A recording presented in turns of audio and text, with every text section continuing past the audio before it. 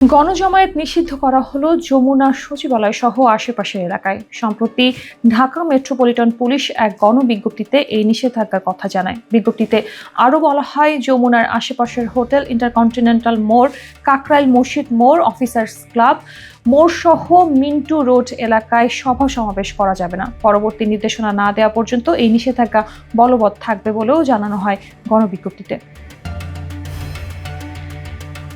এদিকে শাহবাগ সহ সারা দেশে গণজমায়েত কর্মসূচি ঘোষণা করেন হাসনাত আব্দুল্লাহ। আওয়ামী লীগ নিষিদ্ধ সহ ৩ দফা দাবিতে এই গণজমায়েত কর্মসূচি ঘোষণা করেন তিনি। পাশাপাশি সারা দেশে জুলাই পয়েন্টগুলোতেও গণজমায়েতের ডাক দেন জাতীয় নাগরিক পার্টির দক্ষিণ অঞ্চলের মুখ্য সংগঠক।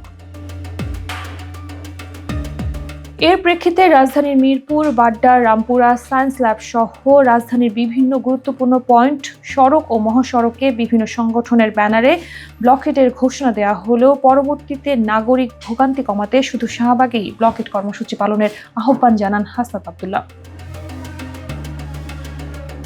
এর আগে গত ২৬ আগস্ট সচিবালয় ও প্রধান উপদেষ্টার সরকারি বাসভবন যমুনার আশেপাশের এলাকায় সব ধরনের সভা সমাবেশ, মিছিল, শোভাযাত্রা ও বিক্ষোভ নিষিদ্ধ করে গণবিজ্ঞপ্তি দেয় ডিএমপি। পরবর্তী নির্দেশনা না দেওয়া পর্যন্ত এই আদেশ বলবৎ থাকার কথাও জানানো হয়েছিল বিজ্ঞপ্তিতে।